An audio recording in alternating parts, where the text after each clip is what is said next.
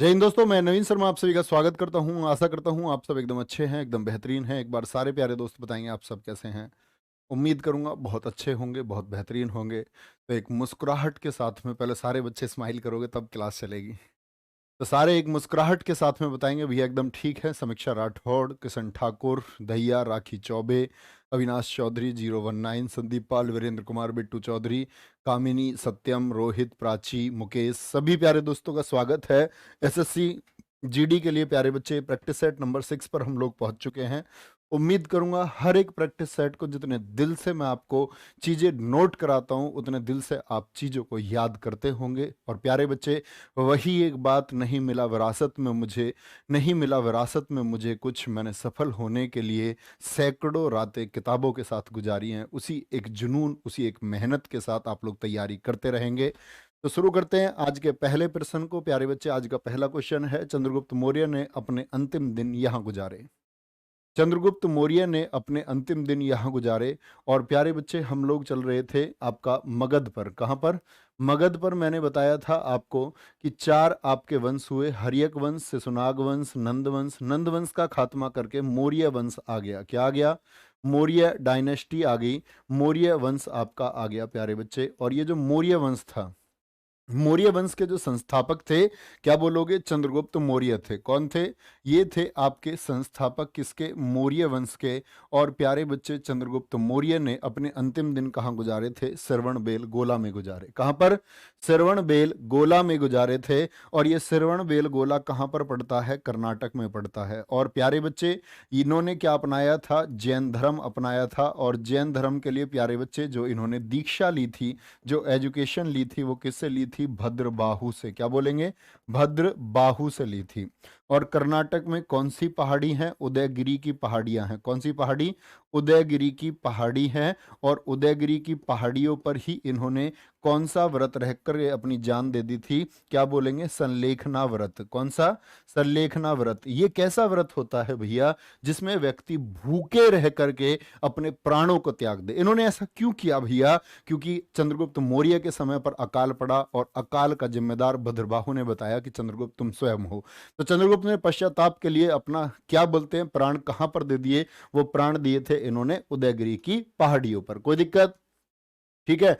अब चंद्रगुप्त मौर्य के शासन की बात करें तो 322 से लेकर के आपका प्यारे बच्चे 298, यानी कि कुल कितने वर्षों का शासन रहा? 24 वर्षों का शासन रहा। चंद्रगुप्त मौर्य की अगर हम बात करें, इन्हीं को एंड्रोकोट्स के नाम से बहुत पूछा जाता है।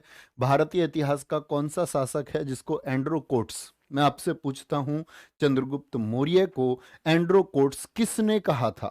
एक सुर में उत्तर आना चाहिए प्यारे बच्चे। चंद्रगुप्त मौर्य को ही सैंड्रोकोट्स कहा आपका जस्टिन ने। और आप कहेंगे एंड्रोकोट्स किसने कहा? भारत का मुक्तिदाता किसको कहा जाता है? क्योंकि भारत एक छोटे छोटे हिस्सों में बटा हुआ था और मुक्तिदाता एक अखंड भारत का बनाने के लिए, कहते हैं प्यारे बच्चे, चंद्रगुप्त मौर्य को कहा गया। किसको? चंद्रगुप्त मौर्य को कहा गया। बहुत बढ़िया। एपियन और प्लूटार्क ने कहा था। बहुत खूब उत्तर आप लोगों का आता हुआ। ठीक है। अब चंद्रगुप्त मौर्य की बात प्यारे बच्चे हम करते हैं तो याद रख लेना, यहां पर आपसे कभी भी मैं पूछूं, कभी भी मैं पूछूं, चंद्रगुप्त के समय पर एक विदेशी लेखक था, कौन था जरा बताएंगे? चंद्रगुप्त ने प्यारे बच्चे, आप सबको पता है, 305 बीसी में किसको हराया था? सेल्यूकस को हराया था। और 4 प्रांत इसको मिले थे। और उसकी बेटी से भी शादी की थी। किससे? कार्नेलिया से। सेल्यूकस निकाटर, सेल्यूकस निकेटर, जो कौन था? आपका सिकंदर का थल सेनापति था। कौन था ये? सिकंदर का थल सेनापति। इसको कब हराया? 305 बीसी में हराया। सेल्यूकस निकेटर का ही सेनापति था। सेनापति था किसका? आपका सिकंदर का। लेकिन इसके दरबार में एक विद्वान व्यक्ति रहता था जिसका नाम क्या है? मेगस्थनीज। क्या था नाम?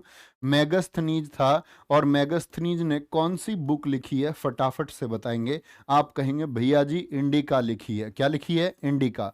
इंडिका में उसने क्या बताया था? मैंने आपको कहा था कि पाटलिपुत्र का एडमिनिस्ट्रेशन बताया, पाटलिपुत्र का प्रशासन, कि पाटलिपुत्र का शासन कैसे चलता था। अच्छा, मैं आपसे पूछता हूं कि जो आपका मेगस्थनीज था उसने पाटलिपुत्र को क्या कह करके पुकारा था? बोलेंगे फटाफट से। मेगस्थनीज ने पाटलिपुत्र को क्या कह करके पुकारा था? तो पाली ब्रो था। क्या कह करके पुकारा था? पालीब्रोथा। और बोला ये जो पालीब्रोथा है ये 7 वर्गों में 7 जातियों में बटा हुआ था। किसमें? 7 जातियों में बटा हुआ था। और अधिकारी कितने बताए थे इसमें? 2 अधिकारी। क्या नाम था? एक अधिकारी का नाम था एग्रोनोमोई। क्या नाम था? एग्रोनोमोई। और दूसरे अधिकारी का क्या नाम था? एरिस्टोनोमोई। आपसे क्या क्वेश्चन पूछा जाएगा परीक्षा में? आपसे पूछा जाएगा, ध्यान से सुनना, चंद्रगुप्त मौर्य के कार्यकाल में एग्रोनोमई किस किस विभाग का अधिकारी था? तो कृषि एवं सड़क का। और प्यारे बच्चे, उद्योग और व्यापार को कौन देखता था? एरिस्टोनोमोई देखता था। कौन? एरिस्टोनोमोई देखता था। अब 2 नाम याद रखें, इससे आगे के प्रश्न आपको कल कराऊंगा। एकदम क्रम से हम पढ़ते चल रहे हैं प्यारे बच्चे। तो चंद्रगुप्त के बाद में, चंद्रगुप्त मौर्य के बाद में कौन आया था? बिंदुसार। और बिंदुसार का शासन रहेगा 238 से लेकर के 273 बीसी। और इसके बाद में फिर अशोक आएगा। सम्राट अशोक महान जिनको हम कहते हैं, ये 269 बीसी से लेकर के 232 बीसी तक रहेंगे। आप कहेंगे भैया ये 4 सालों का अंतर क्यों है? क्योंकि इन 4 सालों में अशोक अपने राज्य सिंहासन के लिए संघर्ष करेगा, अपने भाइयों से संघर्ष करेगा। जैसे कि बौद्ध ग्रंथ दीपदान में बताया गया है कि अशोक ने अपने 99 भाइयों की हत्या की, लेकिन उसके बारे में मैं आपको बताऊंगा कि वो एक झूठ है जिसके लिए कई इतिहासकार आज भी सहमत नहीं है। ठीक है, तो क्रम याद रहेगा। क्रम क्या बोलोगे भैया? उल्टी एबीसी है, उल्टी एबीसी। चंद्रगुप्त मौर्य, फिर बिंदुसार और फिर अशोक। ठीक है, तो चंद्रगुप्त के बाद गद्दी पर कौन बैठा? उसका पुत्र बिंदुसार। और बिंदुसार के बाद कौन? अशोक बैठा। ठीक है, कोई दिक्कत, कोई परेशानी? नेक्स्ट क्वेश्चन है, गांधीवादी विचारधारा का सारत्व क्या है? जो गांधीवादी विचारधारा है उसका सारत्व, उसका सार क्या है? बोलेंगे अभी फटाफट से। सत्याग्रह है, तत्व विज्ञान है, अध्यात्मवाद है, या फिर मोक्ष है? तो बहुत सारे बच्चे अभी उत्तर देंगे इसका मुझे पता है सत्याग्रह, और आप एकदम गलत हो जाएंगे। कल भी मैंने बताया सत्याग्रह को सबसे पहले किसने शुरू किया? फटाफट से बोलेंगे कमेंट सेक्शन में, तो आंसर आना चाहिए आप लोगों का। कौन थे? बोले एक बार फटाफट से, एक ही सेकंड में उत्तर आना चाहिए। ऐसे ही गांधी जी की जो विचारधारा है वो विचारधारा टिकी हुई थी अध्यात्मवाद पर। क्या बोलेंगे? वो अध्यात्मवाद पर। और प्यारे बच्चे, सत्याग्रह के लिए किसने? आप कहेंगे अरविंद घोष जी ने कहा था। तो गांधी जी का जितना भी आपका चाहे उनका सर्वोदय, जो सर्वोदय की योजना थी वो भी किस पर टिकी हुई थी? अध्यात्मवाद पर टिकी हुई थी। तो कभी गलत नहीं करना, सत्याग्रह नहीं करेंगे। अब मैं आपसे पूछूं गांधी जी का जन्म कब हुआ? फटाफट से बताएंगे।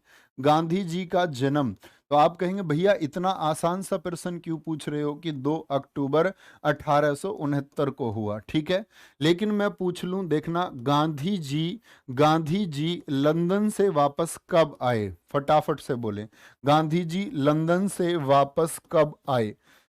गांधी जी लंदन से वापस कब आए? फटाफट से एक एक बच्चे का उत्तर आ जाना चाहिए। 1915, 1915, 1915, किसी किसी बच्चे का उत्तर आ रहा है 1991, और मेरा वो दोस्त सिलेक्शन का बहुत मजबूत दावेदार है। अब देखो, तुम ना तो आसान बताते हो, अगर तुमसे थोड़ा सा प्रश्न बदल ले तो तुम उसको नहीं बताते। बहुत ध्यान से आपको प्रश्न पढ़ना है परीक्षा में। एक बार थम्स अप कर दो, प्रॉमिस कर दो कि भैया प्रश्न को ध्यान से पढ़ेंगे और विकल्पों को भी। गांधी जी लंदन से 1915 में नहीं आए, गांधी जी अफ्रीका से आए थे 1915 में। लंदन से गांधी जी आए हैं 1991 में। क्या बोलेंगे? 1988 अपनी लॉ की, बैरिस्टर की पढ़ाई करने गए, और 1991 क्या करते हैं? ये वापस आए। ठीक है, कब आए? 1991। अगर पूछूं गांधी जी अफ्रीका कब गए, गांधी जी फटाफट से बताएंगे अफ्रीका कब गए थे? तो अफ्रीका कब गए? तो आपका आंसर आना चाहिए प्यारे बच्चे 1893, शेख अब्दुल्ला का मुकदमा लड़ने। 1893 में गांधी जी को यहीं सेंट पीट्स मारिट्सबर्ग, क्या बोलते हैं? सेंट पीट्स मारिट्सबर्ग जो स्टेशन था, इस पर क्या कर दिया गया? फेंक दिया गया, जब ये डरबन से प्रिटोरिया जा रहे थे। क्या जा रहे थे? बोलेंगे भी फटाफट से, डरबन से प्रिटोरिया जा रहे थे। सॉरी, 1888 और 1891 आएगा। 1891, ठीक है, 1900 नहीं, 1891। ठीक है, तो क्या बोलेंगे? कब कब आगे गए अफ्रीका? 1893 में गए। और कहां फेंक दिया गया? आप कहेंगे सेंट पीट्स मारिट्सबर्ग स्टेशन पर इनको गाड़ी से बाहर फेंक दिया गया। इसके बाद प्यारे बच्चे ये अफ्रीका में रहे और 1894 में इन्होंने नटाल कांग्रेस की स्थापना की, वहां रंगभेद से लड़ने के लिए। नटाल कांग्रेस, आपसे पूछा जाएगा फिनिक्स आश्रम गांधी जी ने बनाया था, कहां पर? अफ्रीका में। तो फिनिक्स आश्रम कहां पर बनाया गांधी जी ने? अफ्रीका में। और गांधी जी वापस कब आए? 9 जनवरी 1915। कहां से? अफ्रीका से वापस आए। कहां से आए? अफ्रीका से गांधी जी वापस आए। 1915 में ही गांधी जी ने कोचरब में आश्रम बनाया, कोचरब में आश्रम बनाया। और प्यारे बच्चे 1917 में गांधी जी ने कहां पर? इसी आश्रम को साबरमती शिफ्ट कर दिया। तो बोलेंगे साबरमती आश्रम कब बनाया? 1917 में। बोलो भाई, कोई दिक्कत, कोई परेशानी? अब बात आएगा प्यारे बच्चे क्या कि गांधी जी ने कांग्रेस के किस अधिवेशन में सबसे पहले भाग लिया? गांधी जी ने कांग्रेस के किस अधिवेशन में, बच्चों को बड़ा डाउट रहता है, किस अधिवेशन में, किस अधिवेशन में सबसे पहले भाग लिया? क्या लिया? सबसे पहले भाग लिया। भाई मेरे बराबर लिख पाते हो ना? ये पेन सबसे टफ चलता है, इससे लिखना कठिन है, और वो जो पेन तुम्हारे हाथ में है उससे लिखना बहुत आसान है। क्या मेरे बराबर लिख पाते हो ना दोस्त? थोड़ा तेज आप लोग लिख पाते हो ना? ऐसा तो नहीं है कोई मंदा मंदा सजा के लिखता हो। तो बहुत सारे बच्चों का आंसर आ रहा है 1917, 1916, लेकिन आज के बाद सबसे एक उत्तर सुनना चाहूंगा। 1901 में गांधी जी बीच में आए थे। आप कहेंगे भैया 1915 में आए गांधी जी तो भारत, ठीक है, तो याद रख लेना उससे पहले क्या देश गांधी जी का आने पर रोक थी? नहीं, वो कभी भी आ सकते थे, और वो आए थे 1901 में। दिनसा वाचा जब अध्यक्ष थे कांग्रेस के, और ये अधिवेशन कहां हुआ था? आपका कोलकाता में हुआ था। दूसरा प्रश्न, गांधी जी कांग्रेस के अध्यक्ष कब बने थे? कांग्रेस के अध्यक्ष गांधी जी सिर्फ एक ही बार बने प्यारे बच्चे। कब? 1924 में। और कहां पर? बेलगांव में बने थे। कहां पर? बेलगांव में बने थे। ठीक है, तो कब पहले में भाग लिया? 1901 में। 1901 में। और अध्यक्ष कब बने? 1924 में बने थे। एक भी प्रश्न गलत नहीं होना चाहिए। हम सीख रहे थे रोज मौलिक अधिकारों के बारे में, आज उस कहानी को आगे बढ़ाते हैं। और प्यारे बच्चे प्रश्न है, भारत में जो फंडामेंटल राइट्स हैं उनके संबंध में निम्नलिखित में से कौन सा स्टेटमेंट है जो गलत है? कौन सा स्टेटमेंट है जो प्यारे बच्चे गलत है? बोलेंगे एक बार। दे आर सैक्रोडेंट और परमानेंट, वे अलंघनीय या स्थायी हैं। तो क्या मौलिक अधिकार स्थायी हैं? इनको क्या परिवर्तित नहीं किया जा सकता? किया जा सकता है। ठीक है, ये उच्चतम न्यायालय द्वारा रक्षित। तो याद रख लेना, मौलिक अधिकारों की रक्षा कौन करता है? सुप्रीम कोर्ट करता है। ये एकदम सही बात है। ठीक है, आगे लिखा हुआ है संपत्ति के अधिकार को मौलिक अधिकारों की सूची से हटा दिया गया। एकदम सही बात है। कुछ बच्चे सी आंसर दे रहे हैं। बच्चे गलत बताना था, सही नहीं बताना था। ये तो सही है ना, संपत्ति का अधिकार याद करो, आर्टिकल 31 को हटा दिया गया या नहीं? 19F को हटा दिया गया या नहीं? पहले बोलो किस संशोधन से हटाया? कल बताया 44वें संशोधन 1978 से हटाया था।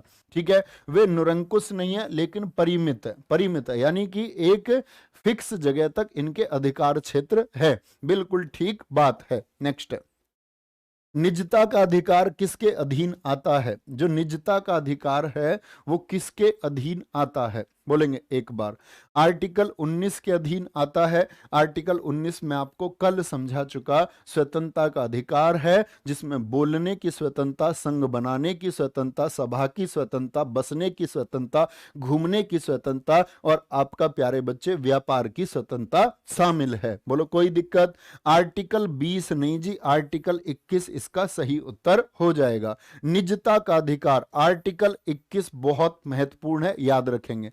मैंने आपसे कल भी कहा था विदेश में घूमने का जो अधिकार है वो किस आर्टिकल के तहत आता है, तो आपको पता होना चाहिए विदेश घूमने का जो अधिकार है, विदेश घूमने का अधिकार ये भी भैया जी हमारा आर्टिकल 21 के तहत आता है। और 21 में हमको याद करना है 21 के जो 86वें संविधान संशोधन 2002 से जुड़ा, इसको बोलते हैं शिक्षा का अधिकार। क्या बोलेंगे? शिक्षा का अधिकार इसको हम कहते हैं। ये भैया किस तरह के अधिकार हैं?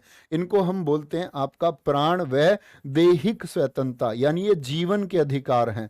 प्राण एवं दैहिक स्वतंत्रता के ये अधिकार हैं। ठीक है, अब आते हैं प्यारे बच्चे हम आर्टिकल आपका 20 पर। आर्टिकल 20 बताता है दोष सिद्धि में संरक्षण। क्या कहता है? दोष सिद्धि में संरक्षण, आपका बचाव जब आप पर कोई दोष लगाया जाएगा। तो दोष सिद्धि में संरक्षण की 3 शर्तें हैं, तीनों से क्वेश्चन पूछे जाते हैं। बोलो भाई आर्टिकल 20(1) में क्या बताया गया है? 20(1) में मुझे बताओ आर्टिकल 20(2) में क्या बताया गया है और आर्टिकल 20(3) में क्या बताया गया है। याद रख लेना प्यारे बच्चे, 20(1) में बताया गया है जो आपकी सजा होगी उस समय के अपराध के अनुसार होगी। क्या होगी? उस समय के अपराध के अनुसार, या बोले उस समय के कानून के अनुसार, ऐसे बोलना ज्यादा ठीक रहेगा। उस समय के कानून के अनुसार होगी। भैया जी ये क्या बात है, थोड़ा आसान सा बताओ ना। तो सजा उस समय के कानून के अनुसार कैसे? समझो, ये आपका घर है प्यारे बच्चे, आपके घर में जादू आ गया, कोई मिल गया का। क्या आ गया? कोई मिल गया का जादू आ गया। अब आपको तो एकदम से मूवी में दिखाया गया शक्ति मिली है, लेकिन डेंजर हो सकता है ना। आपने तमंचा लिया और इसमें गोली मार दी, आपने जादू को ढेर कर दिया, तो जादू मारा गया।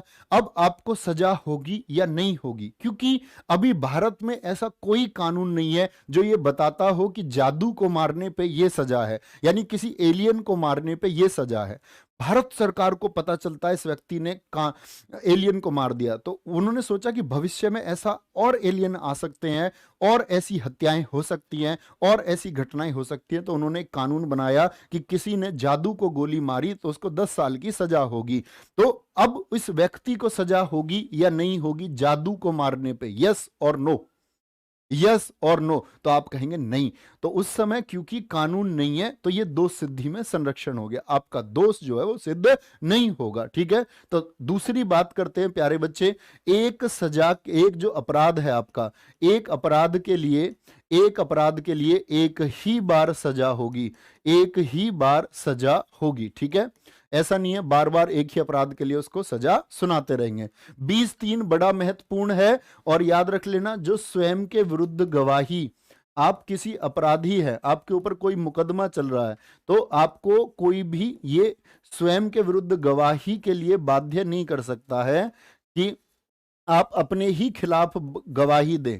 आपको कोई भी प्रेशराइज नहीं कर सकता है। क्या बोलेंगे?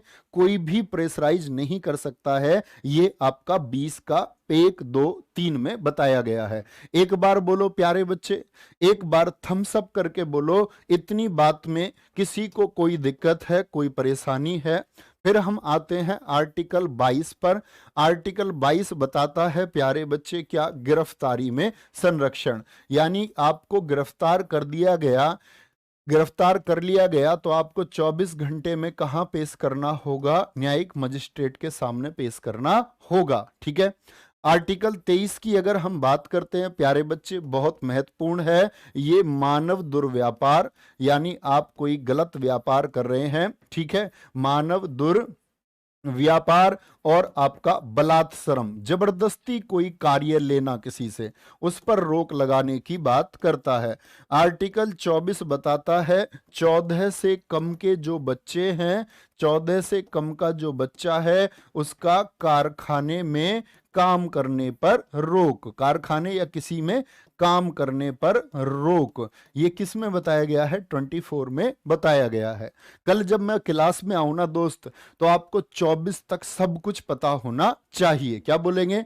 24 का आपको सब कुछ पता होना चाहिए। क्या बोलेंगे? गुरुजी निजता का अधिकार एक बार समझाइए फिर से। निजता मतलब प्यारे बच्चे आपका स्वयं का अधिकार। आप कहाँ खाना खाएंगे, आप कहाँ की दवाई खाएंगे, स्वास्थ्य के अधिकार से लेकर के कपड़े पहनने का अधिकार, ये सब क्या है? निजता का अधिकार है। आपको बड़े कपड़े पहनने, आपको छोटे कपड़े पहनने, जो भी कपड़े पहनने, आपको कपड़े पहनने ही नहीं है, तो ये सब क्या है? निजता का अधिकार है। ठीक है, जैसे कि आप देख सकते हो उसको आजकल, वो क्या नाम है उसका, है कुछ नाम उसका, जो नाम भी लेना बेकार है, मतलब उसमें बड़ी कंट्रोवर्सी होती है कपड़े पहनने के ऊपर।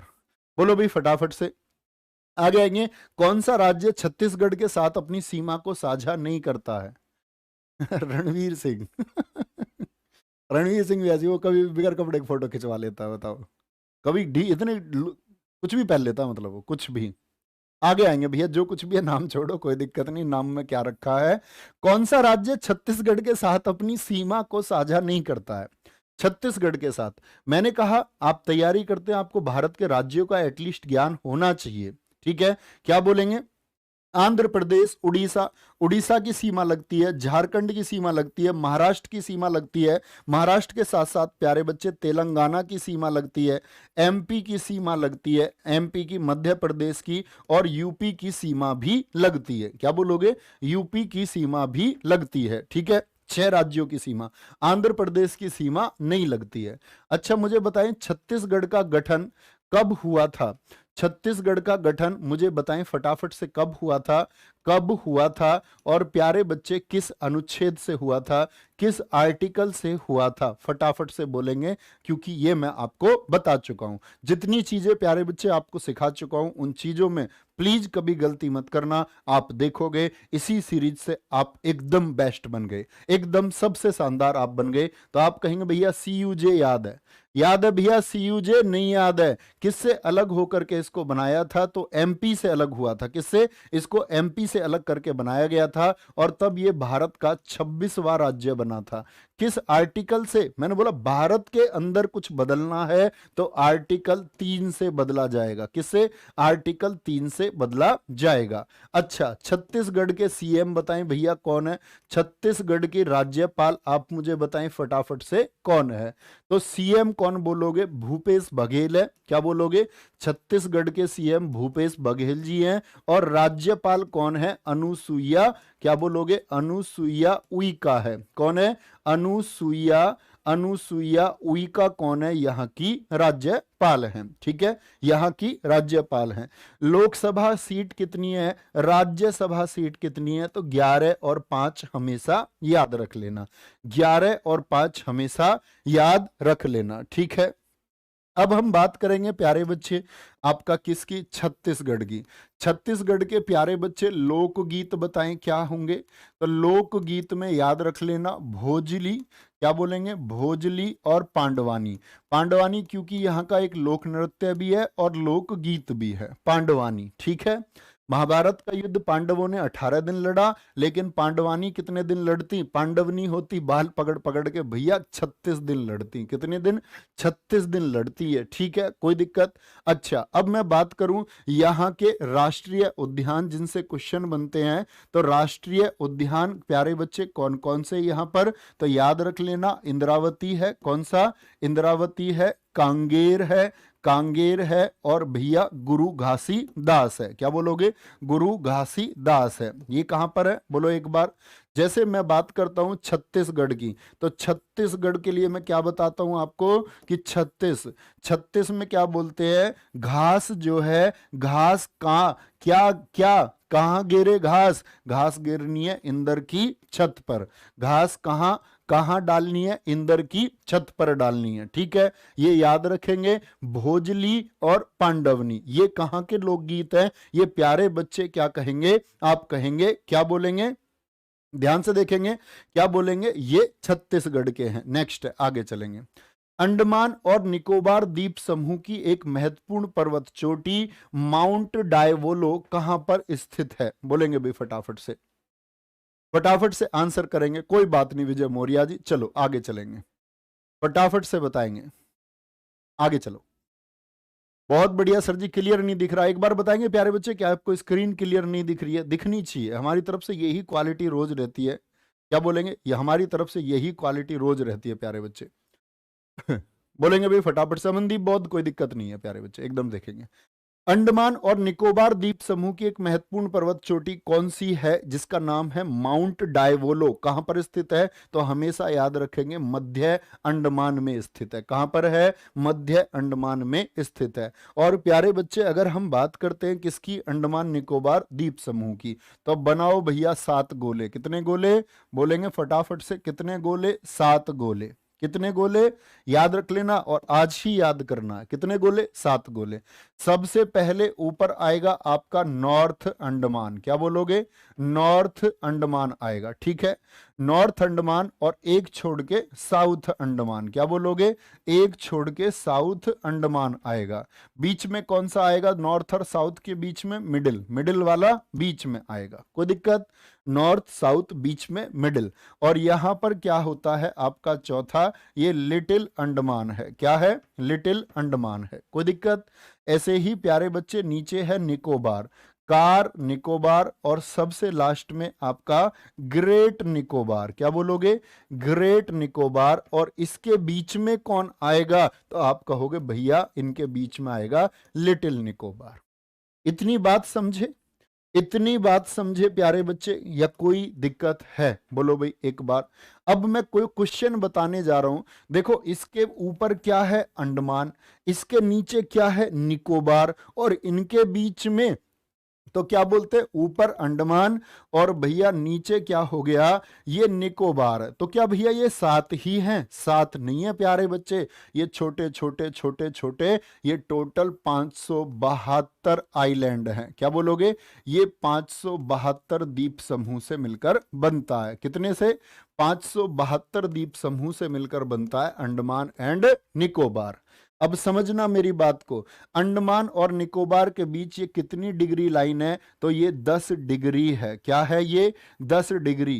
बहुत पूछा जाएगा कि 10 डिग्री चैनल जो है वो किस किस के बीच में है, तो आप क्या कहेंगे? अंडमान और निकोबार के बीच में है। लेकिन प्यारे बच्चे साउथ और लिटिल अंडमान के बीच में यहां पर डंकन पास है। क्या नाम है इसका? डंकन पास किस किस के बीच में है? तो क्या कहेंगे? डंकन पास है जी साउथ और लिटिल के बीच में। क्या बोलेंगे? किसके बीच में है? साउथ और लिटिल के बीच में है। अब प्यारे बच्चे यहां पर क्वेश्चन आएगा आपका कि इससे ऊपर 2 द्वीप, क्या नाम है? एक का नाम है बैरन द्वीप, क्या? बैरन द्वीप है। और एक का नाम है प्यारे बच्चे नारकोंडम। क्या बोलेंगे? एक का नाम है आपका नारकोंडम द्वीप। बैरन और नारकोंडम, बैरन और नारकोंडम। बैरन में भारत का एकमात्र सक्रिय ज्वालामुखी, मोस्ट इंपोर्टेंट। अगर आप देखें दिल्ली पुलिस 2017 पूछा गया, एसएससी ने जब दिल्ली पुलिस 2020 लिया तब पूछा गया भारत का एकमात्र सक्रिय ज्वालामुखी वो कहां पर है? किस अंडमान के पास है? तो क्या बोलोगे? नॉर्थ अंडमान के पास है। नारकोंडम में क्या है? एकमात्र सुप्त ज्वालामुखी है। क्या है? एकमात्र सुप्त ज्वालामुखी कहां पर है हमारा? वो स्थित है। अच्छा, एक द्वीप है यहां पर, इसका नाम है फॉकलैंड द्वीप। क्या बोलोगे? फॉकलैंड द्वीप किस किस अंडमान के पास है? तो नॉर्थ अंडमान के पास है। क्या बोलोगे? नॉर्थ अंडमान के पास है। इतनी बात में किसी भी मेरे दोस्त को कोई दिक्कत?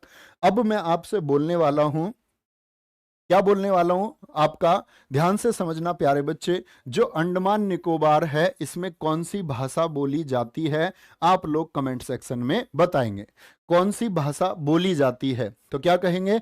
भैया अंडमान निकोबार में भाषा बोली जाती है बंगाली, और आपका पश्चिमी तट की जितनी भी भाषाएं हैं उनका प्रभाव हमको देखने को मिलता है। ठीक है, उनका प्रभाव हमको देखने को मिलता है। कितने द्वीप है? 572। और प्यारे बच्चे यहां पर नेशनल पार्क की मैं बात बताऊं, कौन कौन से नेशनल पार्क है? तो याद रख लेना, अंडमान निकोबार में क्या बताता हूं मैं? बार। बोलो, अंडमान निकोबार में क्या? बार। बार में कैसे जाती है? सरोजनी के कपड़े पहन के चल दी मैडम डिस्को, सैंडल पहन के जाती है। साउथ बटन कहाँ है आपका? साउथ बटन, नॉर्थ बटन, ये नेशनल पार्क है सब। मैडम सैंडल पहन के, बटन वटन लगा के, और प्यारे बच्चे कहाँ जाती हैं आपका? आप कहेंगे भैया जी वो जाती हैं कहाँ पर? आपका अंडमान में, ठीक है। और यहीं पर है रानी लक्ष्मी मरीन, क्या बोलोगे?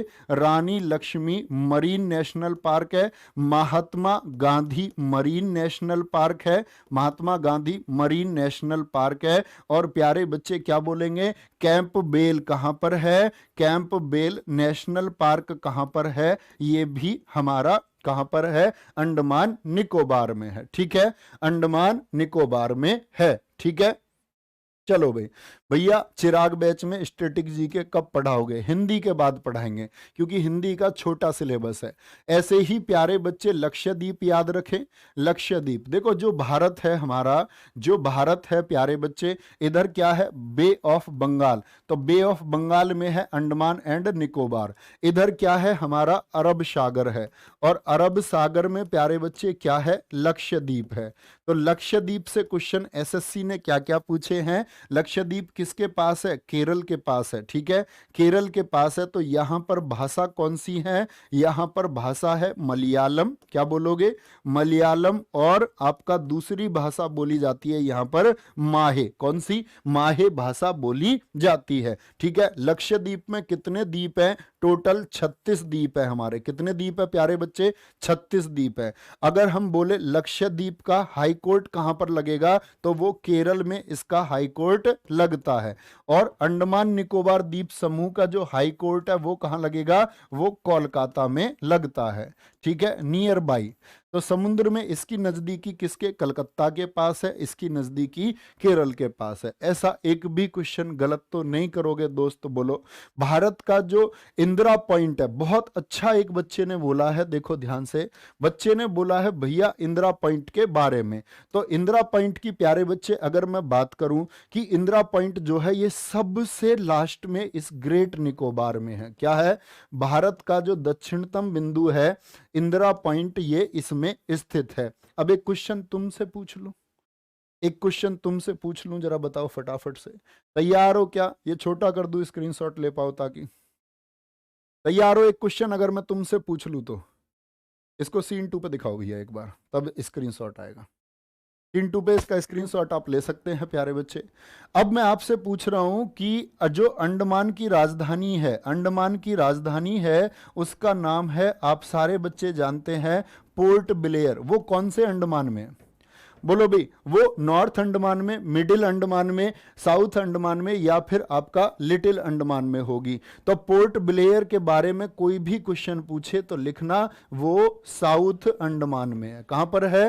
वो साउथ अंडमान में है, ठीक है, हमेशा सही करना है। नेक्स्ट है, एक दूसरे से 120 डिग्री पर झुके दो दर्पणों द्वारा कुल कितनी छवियां बनेंगी? एसएससी का गलत क्वेश्चन, एसएससी का अभी सीजीएल 2020 का एक गलत क्वेश्चन, और क्वेश्चन को उन्होंने मूल्यांकन से बाहर कर दिया। जब प्रश्न मूल्यांकन से बाहर होता है, इसका मतलब है दोस्त इसके नंबर सबको मिलेंगे। तो क्या बोलेंगे? दर्पण की जगह उनको क्या करना था? उनको करना था यहां पर समतल, क्योंकि दर्पण तो कैसा भी हो सकता है। तो समतल दर्पण से बनती है सिर्फ छवि, और वो कितनी बनेंगी? तो सब बच्चों का उत्तर आया 2, कुछ का आया 3। सीखो, आज के बाद गलत नहीं करोगे। कितने पर? हमेशा याद रख लेना 360 में भाग देना है जितना कोण आपको दिया गया है। तो क्या बोलोगे? कितनी बार गया? 3। तो भैया 3 ही तो उत्तर आएगा। याद रख लेना प्यारे बच्चे, जो प्रतिबिंब बनते हैं वो आपका ऑड नंबर नहीं हो सकता, ऑड नहीं हो सकता। तो ऑड नहीं हो सकता, तो इसका मतलब क्या भैया जी? तो इसमें से 1 माइनस आपको करना होगा, तब 2 आएगा। कितना आएगा? 2 आएगा। कभी भी प्यारे बच्चे क्या बोलेंगे? भैया जी ऑड नंबर में दशमलव में उत्तर नहीं देना है। अगर मैं बोलूं यही आपका प्यारे बच्चे 120 की जगह 60 डिग्री हो जाए, तब आंसर क्या दोगे? फटाफट से 1 सेकंड में उत्तर आना चाहिए। 1 उस सेकंड में सभी प्यारे दोस्तों का उत्तर आना चाहिए।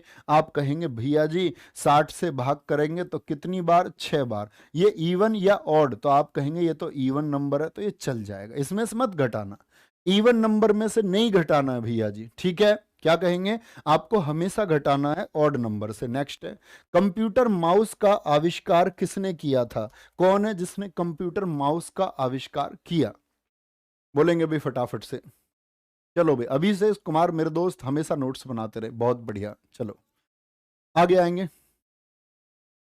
बोलेंगे भैया महाराज जी आपने सीजीएल वाली स्टैटिक जीके में जो खेल किया है ना, वैसे नहीं किया जाता, डांस में सीधे रटा दिया है, कोई भी रिलेटेड जानकारी नहीं दिया, बिना पैसों के आपने अधूरा ज्ञान दिया।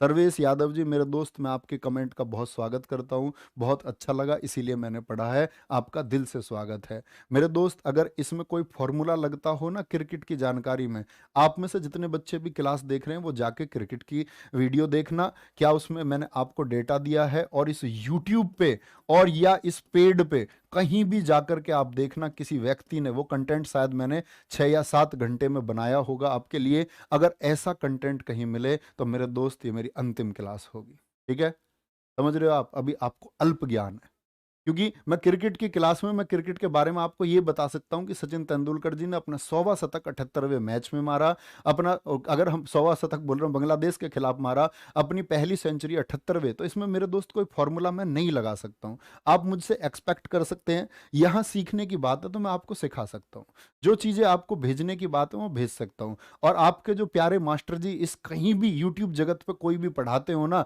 उनसे मुझे क्रिकेट का ऐसा एक कंटेंट दिखा दो आज तक के यूट्यूब के इतिहास का, मेरे दोस्त आपको सारा इनाम है, ठीक है। तो आपका स्वागत है बहुत सारा, इसके बारे में जरा सोचना आप क्या बोल रहे हैं। आ जाओ भैया आगे। बेटा ऐसे कमेंट लिखने से कुछ नहीं होता, नथिंग, कुछ भी नहीं होता। आ जाओ भैया, कंप्यूटर माउस का आविष्कार किसने किया? अब ये सोच रहा है कि मैं इसमें आपका मान के चलो कि कोई मैं क्लास करा रहा हूं, उसमें मैं आपका कुछ मतलब फॉर्मूले लगा दूं स्टैटिक जीके में भैया ऐसा संभव नहीं है। कंप्यूटर माउस का आविष्कार किसने किया है? वो जैन डॉल्गोफ ने किया है, ब्रेडन ईच ने, या डगलस इंजेलबर्ट ने। और फिर भी मेरे दोस्त कोई कमी रह गई है कंटेंट में तो मैं उसको सुधारने का प्रयास करूंगा, और ठीक है, मेरे अपने ही कंटेंट में, ठीक है। हाथ जोड़ के तुमसे माफी मांगता हूं कि तुमको ऐसा लग रहा है, अभी रिसर्च करोगे तब पता चलेगा। क्या बोलोगे भैया? डगलस इंजेलबर्ट ने। वहीं प्यारे बच्चे कीबोर्ड पूछा जाता है, वापस क्लास पर आएंगे, कीबोर्ड पूछा जाता है। कीबोर्ड किसने बनाया? तो आप कहेंगे क्रिस्टोफर सोलेस ने बनाया। किसने बनाया था? क्रिस्टोफर सोलेस ने। दरअसल में प्यारे बच्चे इन्होंने कीबोर्ड नहीं बनाया था, कीबोर्ड नहीं बनाया था इन्होंने, क्या बोलेंगे आपका, क्यों इन्होंने बनाया था आपका टाइपराइटर, वही कीबोर्ड में चेंज हो गया, वही फंक्शन कीबोर्ड में चेंज हो गया। अब मैं आपसे कुछ क्वेश्चन पूछने वाला हूं जो कंप्यूटर से संबंधित है, एक बार बताएंगे मुझे, बुलाओ कि सुपर कंप्यूटर के पिता किन को कहा जाता है? सुपर कंप्यूटर के पिता किन को कहा जाता है? आप एक बार बोलेंगे फटाफट से, ठीक है। क्या बोलेंगे? ध्यान से सुनना प्यारे बच्चे, मैं आपसे बोलूंगा अगर कंप्यूटर के पिता कौन है, तो कंप्यूटर के पिता आप कहेंगे मेरे दोस्त चार्ल्स बेबेज हैं। क्या बोलेंगे? चार्ल्स बेबेज हैं, ठीक है, चार्ल्स बेबेज हैं। और प्यारे बच्चे मैं आपसे पूछूं सुपर कंप्यूटर के पिता कौन है, तब आप कहेंगे किसको? सैमोर क्रे को कहेंगे। कौन कहेंगे? सैमोर क्रे हैं। लेकिन जब भारत की बात आ जाएगी तो भारत के सुपर कंप्यूटर के पिता कौन है? भारत के सुपर कंप्यूटर के पिता कौन है? तो वो विजय पांडुरंग भटकर हैं। क्या बोलेंगे? विजय पांडुरंग भटकर हैं। कौन है? विजय पांडुरंग भटकर। आज ये नालंदा विश्वविद्यालय के कुलपति भी हैं, ठीक है, विजय पांडुरंग भटकर। अच्छा, यहीं से प्यारे बच्चे क्वेश्चन पूछा जाता है, भारत का पहला एनालॉग कंप्यूटर किसने बनाया? भारत का पहला एनालॉग कंप्यूटर किसने बनाया था? किसने बनाया? बताएंगे एक बार, भारत का पहला एनालॉग कंप्यूटर किसने बनाया? तो याद रख लेना, नाम आएगा प्यारे बच्चे समरेंद्र जी का। किसका नाम आएगा? समरेंद्र मित्रा जी का नाम आएगा, और इन्होंने इसको बनाया था 1954 में, ठीक है। आपसे पूछे कभी भी भारत का पहला कंप्यूटर कौन सा है, तो भारत का पहला कंप्यूटर है, उसका नाम है प्यारे बच्चे, क्या बोलोगे? सिद्धार्थ। क्या बोलेंगे? सिद्धार्थ है आपका, जो 1986 में बना था, जिसको बंगलुरु के पोस्ट ऑफिस में लगाया गया। ठीक है। आपसे पूछे भैया भारत का पहला पहला सुपर कंप्यूटर कौन सा था, तो मेरे दोस्त परम 8000 था। परम 8000 था, जिसको 1991 में बनाया गया। और पूछा गया क्वेश्चन है परम 10,000 को कब बनाया गया? 1998 में बनाया गया था। ठीक है, बनाया गया था। कोई दिक्कत नहीं। अरे नहीं, ये बेस्ट वेस्ट लिखने की जरूरत नहीं है मेरे दोस्त, तुमको कोई दिक्कत नहीं है। मैं तो सिर्फ अपने प्यारे दोस्त की बात का एक जवाब दे रहा हूं। ठीक है, सिर्फ एक कंक्लूजन है उसमें। ऐसे आप लोग मत बोलो कुछ भी, कोई आवश्यकता नहीं है। प्रोटॉन का द्रव्यमान और रिक्त स्थान का द्रव्यमान एक समान होता है। किसी किसी बच्चे को ऐसा लगता है, आप कहेंगे भैया आपको बुरा नहीं लगता होगा, ऐसा कोई कहता बहुत बुरा लगता है। लेकिन बुरे का मतलब ये नहीं है कि मैं आपसे कुछ ऐसे कहने लग जाऊं। मैं तो सिर्फ आपको स्पष्टीकरण दे सकता हूं। हमारी मजबूरी क्या होती है प्यारे बच्चे, यहां खड़े होकर के हमारी मजबूरी है कि हमारे ऊपर बहुत सारे लोगों का भविष्य है, जो हम ही को सुधारना है और जिसके लिए हमको मेहनत करनी होगी। ठीक है। हमारे घर जाकर के एक बार पूछो कि अगर मेरी माँ है मेरे गांव में, तो मुझे मिले हुए कितने दिन हो गए? मेरा गांव यहां से 18 किलोमीटर दूर है। एक बार जाके पूछना कोई कि कितने दिन हो गए मिले हुए। और ऐसा नहीं है मेरे पास फोन आता है कि घर आना है, लेकिन मेरे दोस्त मैं नहीं जा पाता हूं। ठीक है, तो ये तुम जिस दिन फील करोगे ना, उस दिन तुमको पता चलेगा। प्रोटॉन का द्रव्यमान और रिक्त स्थान का द्रव्यमान एक समान होता है। बोलेंगे भाई किस समान होता है?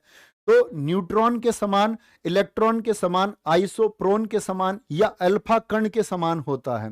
तो प्रोटॉन का होगा प्यारे बच्चे हमेशा न्यूट्रॉन के बराबर। किसके बराबर? न्यूट्रॉन के बराबर होगा। तो प्यारे बच्चे जो प्रोटॉन और न्यूट्रॉन हैं, ये होते हैं हमारा 1.6 इंटू 10⁻⁻27 किलोग्राम में। क्या? किलोग्राम में होते हैं। लेकिन प्यारे बच्चे जो इलेक्ट्रॉन है, इलेक्ट्रॉन होता है 9.1 इंटू 10⁻31 किलोग्राम होता है। यानी आप देख सकते हो प्यारे बच्चे, प्रोटॉन और न्यूट्रॉन बराबर हैं, इलेक्ट्रॉन हल्का है। क्या बोलेंगे? क्योंकि माइनस में जो होता है वो बटे में जाएगा, और जब इतने से भाग होगा तो संख्या छोटी आएगी। तो ये कम है। तो सबसे कम द्रव्यमान किसका होता है तीनों में? बताओ एक बार सारे बच्चे। आप कहेंगे भैया सबसे कम द्रव्यमान किसका होता है, तो आप कहेंगे भैया जी वो इलेक्ट्रॉन का होता है। किसका? इलेक्ट्रॉन का।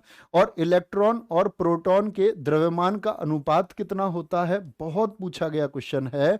जो द्रव्यमान का अनुपात है, तो आप कहेंगे भैया जी वो होता है 1:1837। क्या होता है? 1:1837 होता है। ठीक है, क्या बोलेंगे? 1:1837 होता है। बहुत पूछा गया क्वेश्चन है। ठीक है, और हमेशा याद रख लेना प्यारे बच्चे, जो प्रोटॉन और इलेक्ट्रॉन है वो किसके बराबर होते हैं? वो परमाणु क्रमांक के बराबर होते हैं। किसके? वो परमाणु क्रमांक के बराबर होते हैं। और प्यारे बच्चे जो न्यूट्रॉन की संख्या है वो A-Z होगी हमेशा। मैं ये सिखाऊंगा, अभी आप सिर्फ याद करें कि परमाणु भार में से अगर परमाणु क्रमांक को हटा दिया जाए, तो प्यारे बच्चे क्या आएगा? न्यूट्रॉन आएगा। क्या आएगा? हमेशा न्यूट्रॉन आएगा।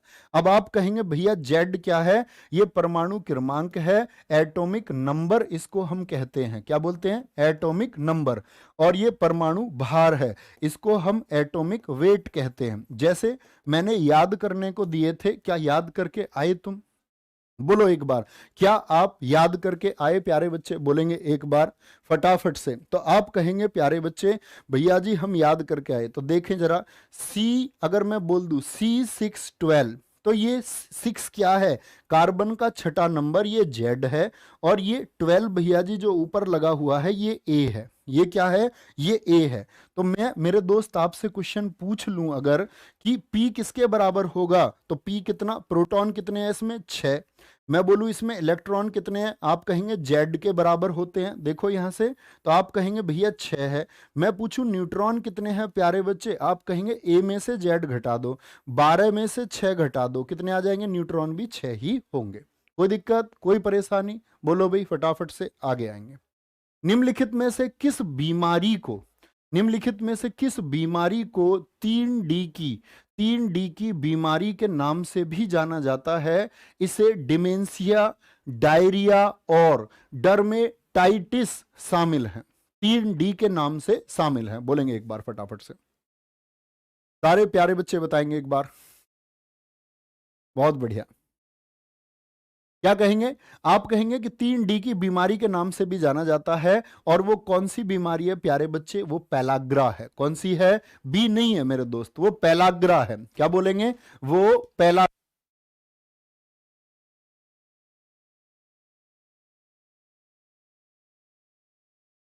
तो पेलाग्रा की बात करते हैं प्यारे बच्चे। पेलाग्रा किसकी कमी से होता है? ये नियासिन की कमी से होता है। और नियासिन क्या है? वो B3 है। क्या है नियासिन? B3 है। और प्यारे बच्चे जीरोप्थेल्मिया, ये बड़ा इंपॉर्टेंट है। शुष्का छिपाक इसको बोलते हैं। क्या बोलते हैं? शुष्का छिपाक बीमारी। एसएससी सीजीएल 2020 का क्वेश्चन सुनो, 4 मार्च का। 4 मार्च 2020 का क्वेश्चन है। तो बीमारी का नाम हिंदी में लिख करके दे दिया, शुष्का छिपाक किसकी कमी से होती है। तो मेरे दोस्त आप याद रख लेना, जब कठिन नाम मिले ना आपको परीक्षा में, तो हमेशा आपको उसका इंग्लिश वर्जन जरूर देखना है। क्या? उसका इंग्लिश वर्जन जरूर देखना है। ठीक है। तो शुष्का छिपाक होता है आपका, ये आंख की बीमारी है, विटामिन ए की कमी से। किसकी कमी से? आंख की बीमारी है। ठीक है। ऑस्टियोपोरोसिस प्यारे बच्चे अस्थियों की, ये विटामिन डी की कमी से होती है। किसकी? विटामिन डी की कमी से। स्कर्वी होता है, मसूड़ों में सूजन, विटामिन सी की वजह से। किसकी वजह से? विटामिन सी की वजह से होती है। कोई दिक्कत? विटामिन सी की वजह से होती है। अब हम अगले क्वेश्चन पर आते हैं। एसएससी जीडी ने एक क्वेश्चन पूछा था। एसएससी जीडी ने प्यारे बच्चे 2019 में एक क्वेश्चन पूछा था। और क्वेश्चन था कि B12 जो रासायनिक नाम है ये किसका है? पहले तो ये बताएं। कल ही मैंने आपको बताया था। आदर्श प्रताप सिंह मेरे दोस्त, बहुत स्वागत है। आ जाओ भैया, आप यूपीएसआई के समय से हमारे छात्र हैं। बोलो भाई फटाफट से, क्या कहेंगे? एसएससी जीडी 2019 में पूछा B12 किसका नाम है। तो क्वेश्चन ये नहीं पूछा किसका नाम है, अभी मैं पूछूंगा आपसे। साइनोकोबालमीन पूछा था क्वेश्चन। अंडे की जर्दी में जो पीला भाग है, अंडे की जर्दी में 90% कौन सा विटामिन होता है? तो B12 होता है, कोबालमीन होता है। ठीक है। ये सारे नाम याद रखें, इसी तरह हम क्रम से सीखते हुए चले जाएंगे। निम्न में से कौन सा संस्थान रोजगार और बेरोजगारी सर्वेक्षण करता है? रोजगार और बेरोजगारी सर्वेक्षण करता है। किसके बारे में? Employment and unemployment. NITI Aayog नहीं, नीति आयोग का काम है आपका योजनाएं बनाना। 1 जनवरी 2015 से काम कर रहा है। किसी दिन मैं आपको योजना आयोग की सारी बताऊंगा। ठीक है। दूसरी अगर हम बात करें, राष्ट्रीय अनुप्रयुक्त नहीं जी, national sample survey organisation, NSSO बोलते हैं। एनएसएसओ की स्थापना हुई प्यारे बच्चे 1950। हेडक्वार्टर इसका नई दिल्ली है, हमेशा याद रखें। कहाँ? नई दिल्ली है। और हमारे देश की जो जरूरतें हैं, जैसे बात करा रोजगार बेरोजगारी, अगर हम बात करें स्वास्थ्य के सर्वे कौन करेगा? स्वास्थ्य का सर्वे कौन करेगा? स्वच्छता भी आपसे पूछ ले कि स्वच्छता का सर्वे कौन करेगा, तो यही करता है। पेयजल मैं कह दूं, इसका सर्वे कौन करेगा? पर्यटन का सर्वे कौन करेगा देश में? तो यही करेगा। आवास स्थिति का सर्वे कौन करेगा? तो यही करेगा। उद्योग का सर्वे कौन करेगा? तो एनएसएसओ ही करेगा। नेशनल सैंपल सर्वे आपका करेगा। कोई दिक्कत है? कोई परेशानी है? बोलेंगे एक बार फटाफट से, आगे चलेंगे। निम्न में से कौन सा ऐसा इकलौता प्रधानमंत्री है जिनके हस्ताक्षर भारतीय मुद्रा पर देखे जा सकते हैं? बोलेंगे एक बार। कौन सा ऐसा इकलौता प्रधानमंत्री है जिनके हस्ताक्षर भारतीय मुद्रा पर देखे जा सकते हैं? तो भारतीय मुद्रा पर देखे जा सकते हैं, इसका मतलब क्या? कि वो रिजर्व बैंक के गवर्नर रहे होंगे। और वो कौन रहे हैं? मनमोहन सिंह रहे हैं। मनमोहन सिंह जी की बात करें तो 1982 से 85 ये क्या रहे हैं प्यारे बच्चे? रिजर्व बैंक के गवर्नर रहे हैं। क्योंकि साइन होता है ना प्यारे बच्चे रिजर्व बैंक के गवर्नर का। अगर मैं बात करूं गुलजारी लाल नंदा जी की, तो ये पहले कार्यवाहक प्रधानमंत्री है हमारे। कभी भी पूछे ना पहले कार्यवाहक प्रधानमंत्री कौन थे, तो आप कहेंगे गुलजारी लाल नंदा थे। ठीक है। अब मैं कुछ क्वेश्चन आप लोगों से पूछने जा रहा हूं प्यारे बच्चे। मुझे बताएं, 1 रुपए के नोट पर वर्तमान में कौन साइन करता है? 1 रुपए के नोट पर वर्तमान में किसके हस्ताक्षर हैं? कौन वो व्यक्ति है, उनका क्या नाम है? वर्तमान में हस्ताक्षर किसके हैं 1 रुपए के नोट पर? तो आरबीआई के गवर्नर तो करते नहीं, आरबीआई के गवर्नर तो करते नहीं। कोई बता रहा है वित्त सचिव, मैं व्यक्ति का नाम पूछ रहा हूं, कोई वित्त मंत्रालय बता रहा है, कोई आपका निर्मला सीतारमण बता रहा है, कोई कुछ बता रहा है। मैंने पूछा वित्त सचिव का नाम सिर्फ आपसे। अरे भैया ऐसे कैसे बात बनेगी? तो आप कहेंगे टीवी, क्या बोलोगे? टीवी सोमनाथन जी करते हैं जी, टीवी सोमनाथन जी करते हैं, ठीक है। अच्छा, मैं पूछता हूं आपसे, भारतीय भारतीय नोट के पैनल पर कितनी भाषाएं हैं? भारतीय नोट के पैनल पर भाषा कितनी है? एसएससी का पूछा हुआ प्रश्न जो जेई 2021 में पूछा, नोट में पैनल पर भाषाएं कितनी है? कुछ बच्चों ने बोला 17, कुछ ने बोला 15, तो 15 याद रख लेना। कहाँ पूछेगा? पैनल पे, लेकिन पूछ ले नोट पर कुल भाषाएं, तो पैनल का मतलब है उस कॉलम में जो लिखी हुई है वो 15 हैं, बाकी अंग्रेजी और हिंदी को मिलाकर के कुल भाषाएं 17 हो जाती हैं। कितनी हो जाती हैं?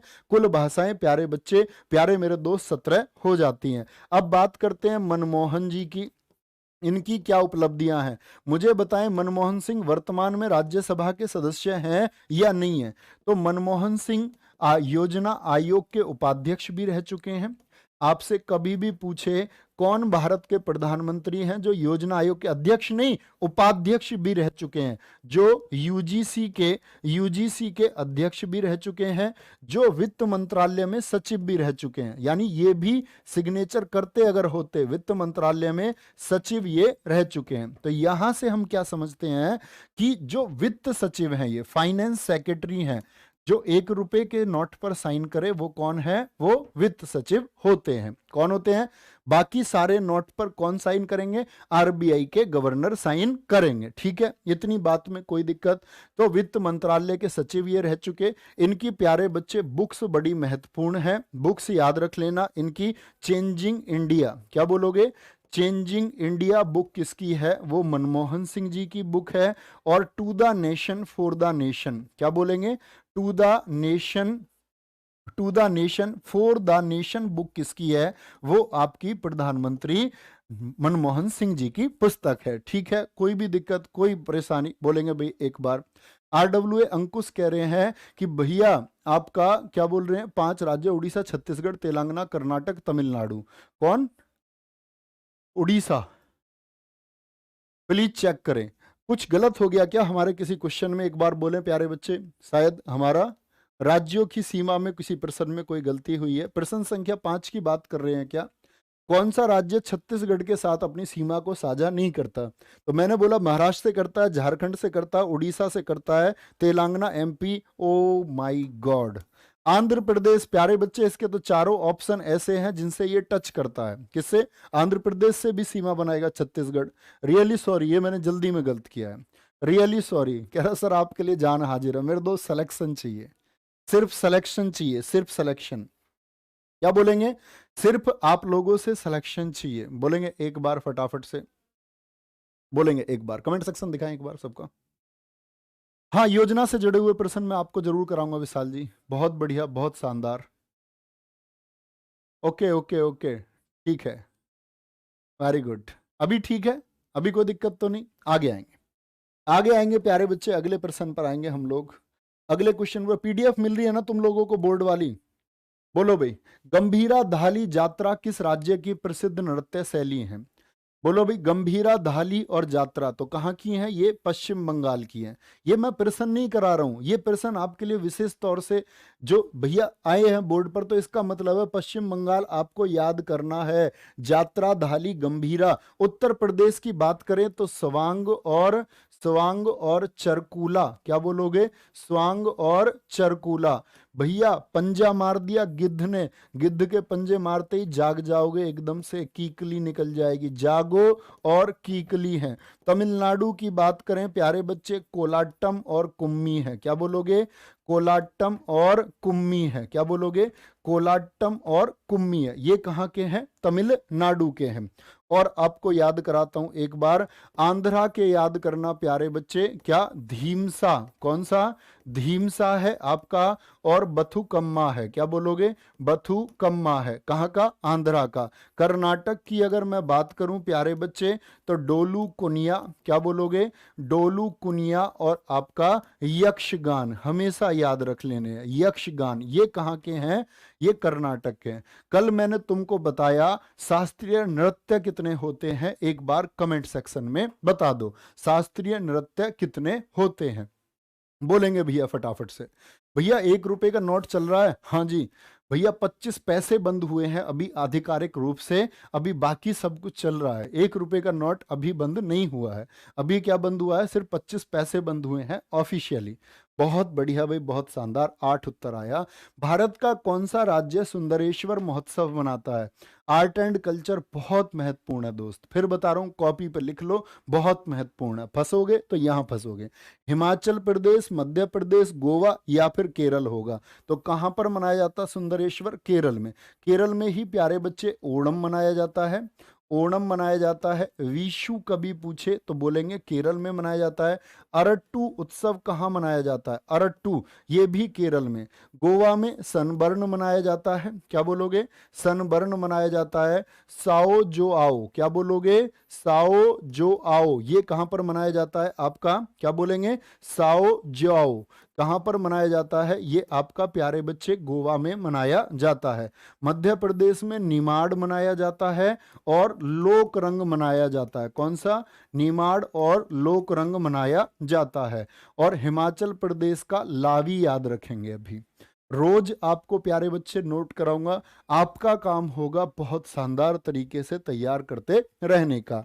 निम्नलिखित में से किसने द ग्रेट इंडियन नॉवेल नामक पुस्तक लिखी है? द ग्रेट इंडियन बोलेंगे आपको किसने? कह रहे भैया मैं आपको चाय पे आमंत्रित करता हूं, मेरे दोस्त जरूर आऊंगा। और कौन कौन आमंत्रित करता है? तुम्हें पता है, कुछ जब खाने या पीने के लिए बुलाते हैं तो उसको निमंत्रित बोलते हैं। आमंत्रित होता है खाली आना, आओ जाओ बैठो बात करो और चले जाओ, खाने को कुछ नहीं मिलेगा। आमंत्रण का यही अर्थ होता है। निमंत्रण होता है भोज के लिए, खाने के लिए। तो भैया देना है तो निमंत्रण दो, खाली बात करने के लिए मत बुलाओ। आएंगे। कौन है भैया? शशि थरूर हैं। शशि थरूर हैं। अगर रोहिंटन मिस्त्री की बात करें प्यारे बच्चे, रोहिंटन मिस्त्री जी ने लिखी है आपका। अगर हम बात करते हैं खुशवंत सिंह जी की है आपकी, क्या बोलेंगे? Train to Pakistan. क्या बोलोगे? ट्रेन टू पाकिस्तान लिखी है इन्होंने। और दिल्ली पुस्तक किसने लिखी है? वो आपका खुशवंत सिंह जी ने। विक्रम सेठ ने लिखी है टू लाइव्स। क्या बोलोगे? टू लाइव्स पुस्तक लिखी है प्यारे बच्चे। ठीक है। द गोल्डन गेट लिखी है। क्या लिखी है? द गोल्डन गेट पुस्तक लिखी है। ठीक है। और रोहिंटन मिस्त्री ने लिखी है ए फाइन बैलेंस। क्या बोलोगे? ए फाइन बैलेंस पुस्तक लिखी है। अब एक एक पुस्तक मुझे आप बता दो, पुराने छात्र तो एटलीस्ट बता दो। शशि थरूर की इतनी रचनाएं आपको याद कराई हैं। पैक्स इंडिका किसकी है? पैक्स इंडिका किसकी है प्यारे बच्चे? Why I am an Hindu. क्या बोला? Why I am Hindu. ये किसकी बुक है? ये शशि थरूर की बुक है। एन एरा ऑफ डार्कनेस, ये किसकी है? एन एरा ऑफ डार्कनेस पुस्तक किसकी है? ये शशि थरूर की है। द हिंदू वे किसकी बुक है? द हिंदू वे, ये किसकी बुक है? ये शशि थरूर की बुक है। किसकी? शशि थरूर की बुक है। ठीक है, बहुत बढ़िया।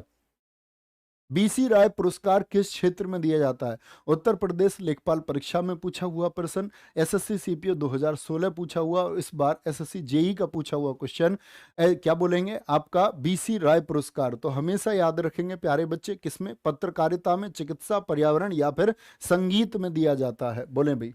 बीसी राय कौन थे? इन्हीं के जन्मदिन पर प्यारे बच्चे हम चिकित्सक दिवस भी मनाते हैं। बोलो, चिकित्सक दिवस कब मनाया जाता है? यही थे जो पश्चिम बंगाल के दूसरे, पीसी घोष जी के बाद में दूसरे सीएम जो रहे थे पश्चिम बंगाल के, वो रहे थे आपका बीसी राय। क्या बोलेंगे? बीसी राय रहे थे। 1 जुलाई को मनाते हैं, बहुत बढ़िया।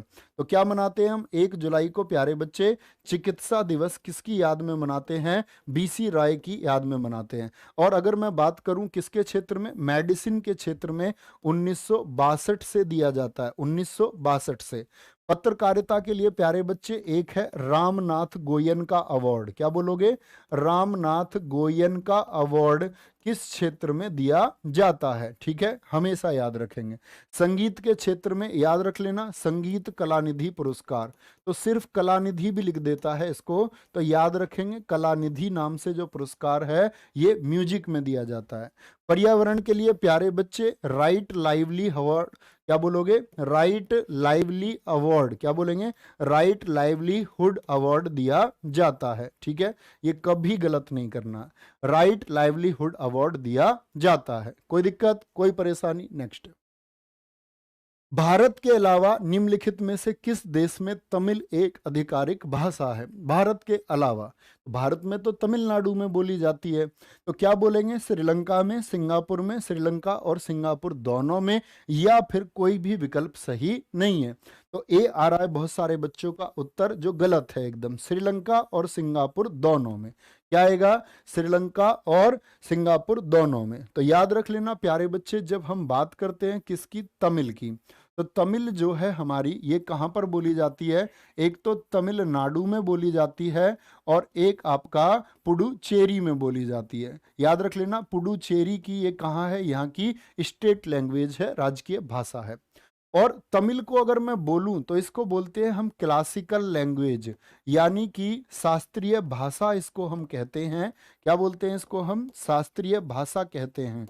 अब मैं क्वेश्चन पूछने जा रहा हूं, जीडी के सेट उठा के देखना, कम से कम 3 जगह प्रश्न पूछा गया होगा कि शास्त्रीय भाषा कौन सी कब शामिल की गई। बोलो भाई फटाफट से। तो आप कहेंगे शास्त्रीय भाषाओं की संख्या कितनी है? कुल 6 है। क्या बोलेंगे? और सबसे पुरानी कौन सी शास्त्रीय भाषा है? तो सबसे पुरानी तमिल है, जो कब की है? 2004 की। 2004 की कौन है प्यारे बच्चे? तमिल है।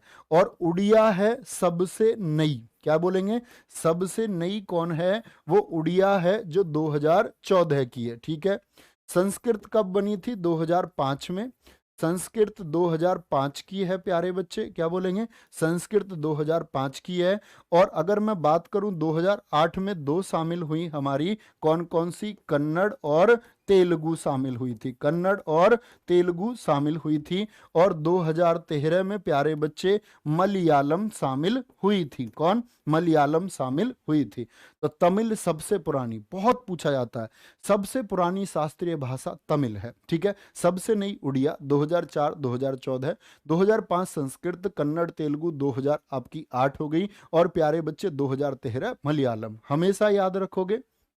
क्या बोलोगे? हमेशा याद रखेंगे प्यारे बच्चे, कोई दिक्कत तो नहीं है, कोई परेशानी तो नहीं है। आगे चलेंगे। श्रीलंका के लिए ओलंपिक पदक जीतने वाले पहले एथलीट कौन थे? बोलेंगे भाई फटाफट से, फटाफट से बताएंगे एक बार।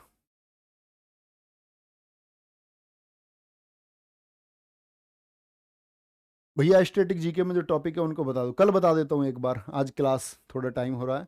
श्रीलंका के लिए ओलंपिक पदक जीतने वाले कौन थे? डंकन वाइट है, जिन्होंने पहला ओलंपिक जीता 1948 में। किसने? श्रीलंका से। किसने? श्रीलंका ने जीता है प्यारे बच्चे। अब आते हैं हम कहाँ पर, आपका मुझे बताएंगे भारत के लिए पहला पदक किसने जीता था? भारत के लिए पहला पदक किसने जीता? तो पहला पदक आप कहेंगे भारत के लिए किसने जीता था? तो वो थे केडी जाधव। क्या कहेंगे? केडी जाधव। 1952 में कहां पर आपका प्यारे बच्चे? हेलसिंकी ओलंपिक में जीता था। ठीक है। और ये कौन सा पदक था? ये कांस्य था। अब दूसरा क्वेश्चन मैं आपसे पूछ रहा हूं, भारत के लिए पहला रजत किसने जीता? भारत के लिए पहला रजत पदक किसने जीता था? फटाफट से बताएंगे। तो रजत जीता भारत के लिए 2004 में। में, कहां पर, आपका एथेंस में। किसने जीता था? राज्यवर्धन सिंह राठौड़ जी ने जीता था, राज्यवर्धन सिंह राठौड़ जी ने। मैं पूछूं भारत के लिए पहला गोल्ड, भारत के लिए पहला सोना किसने जीता था? तो पहला गोल्ड आपसे पूछे तो आप कहना 2008 में भैया जी बीजिंग में जीता था। किसने? आपका अभिनव बिंद्रा जी ने जीता था। किसने? अभिनव बिंद्रा जी ने जीता था। किसने जीता था? अभिनव बिंद्रा जी ने। चौथा क्वेश्चन मैं पूछूं भारत के लिए पहली महिला जो मेडल लेकर के आई, तो भारत के लिए पहली महिला जो मेडल लेके आई वो लेके आई थी कांस्य। कौन थी? कर्णव मल्लेश्वरी थी। कब जीता? सन 2000 में प्यारे बच्चे सिडनी में जीता। ऐसे ही मैं आपसे पूछूं प्यारे बच्चे, भारत के लिए भारत के लिए पहला रजत लाने वाली, पहला सिल्वर लाने वाली महिला कौन है? फटाफट से बताएंगे। भारत के लिए पहला रजत लाने वाली महिला कौन है? फटाफट से कहेंगे तो आप कहेंगे पीवी सिंधु है। क्या बोलोगे? पीवी सिंधु है जिन्होंने क्या जीता? आपका रजत पदक जीता। और पूछे कब जीता? तो रियो ओलंपिक में जीता। कब? रियो ओलंपिक में जीता 2016 में। क्या बोलेंगे? 2016 में जीता था। नेक्स्ट है, हाल ही में जारी जलवायु परिवर्तन प्रदर्शन सूचकांक 2022 में कौन शीर्ष पर रहा है? कौन शीर्ष पर रहा है? आपका अभी हुआ था ना कॉप सम्मेलन, कॉप सम्मेलन, और ये कहाँ हुआ था? यूके ने इसकी मेजबानी करी थी। यूके रहा था इसका मेजबान। और प्यारे बच्चे क्या कहेंगे, इसकी जो इटली ने इसकी पार्टनरशिप करी है। इटली मेजबानी में क्या कर रहा था? पार्टनरशिप। और इसी कॉप सम्मेलन में जलवायु परिवर्तन में किसको? डेनमार्क को पहले स्थान पर रखा गया। अभी आपको याद है भारत ने कौन से सूचकांक को खारिज कर दिया? तो याद रख लेना, भारत ने जो पर्यावरण सूचकांक था, पर्यावरण सूचकांक को प्यारे बच्चे क्या कर दिया? खारिज कर दिया। क्यों खारिज कर दिया? बोलो भाई फटाफट से, क्यों खारिज कर दिया? तो आप कहेंगे भैया जी खारिज इसलिए कर दिया, भारत को हर बार अंतिम स्थान पर रख देते थे 180 पर। तो मोदी जी ने कहा इसको खारिज कर दो। क्या कर दो? इसको खारिज कर दो। ठीक है, चलो भाई आगे हम बात करते हैं प्यारे बच्चे। भारत की रैंकिंग आपसे पूछे नवाचार में भारत की रैंकिंग कितनी है? तो 40 है। एचडीआई में भारत की रैंकिंग कितनी है? 132 है। जेंडर गैप में भारत की रैंकिंग कितनी है? तो कहना 135 है। नवीकरणीय ऊर्जा स्रोत में भारत की रैंकिंग कितनी है? नवीकरणीय जो ऊर्जा स्रोत है उसमें भारत की रैंकिंग कितनी है? 30 है। और प्रेस फ्रीडम में यानी कि प्रेस स्वतंत्रता सूचकांक में भारत की कौन से नंबर पर है? 150 पर है। पर्यावरण में डाल देते थे भारत को एंड में, तो भारत ने बोला खत्म, इसकी बात माननी नहीं है, ये गलत करता है। क्या हम हर बार एंड में इतने पेड़ लगा रहे हैं, इतनी योजना सरकार चला रही है। हाल ही में किस देश ने पहला बिली जीन किंग कप जीता है? स्वीडन, स्विट्जरलैंड, ऑस्ट्रेलिया या इनमें से कोई नहीं? तो पहला बिली जीन किंग कप जीता है किसने? वो जीता है आपका स्विट्जरलैंड ने। पहला है, ये इंपॉर्टेंट है। किसको हरा दिया था? ऑस्ट्रेलिया को हराया 2-0 से। ठीक है, तो उम्मीद करूंगा आज की क्लास में आपको बहुत कुछ सीखने को दोस्त मिला होगा। बस तुम डटे रहना, तुम अड़े रहना और देखना हम क्या विशेष करते हैं। ये वो जीएस है प्यारे बच्चे, मैंने कहा जिसमें बच्चे को सबसे ज़्यादा निराशा होती है परीक्षा में। उसी निराशा को दूर करने के लिए मैं आप लोगों के साथ हूँ। बस आप लोग मेहनत करते रहिए। बाय बाय, टेक केयर, जय हिंद, जय भारत, थैंक यू।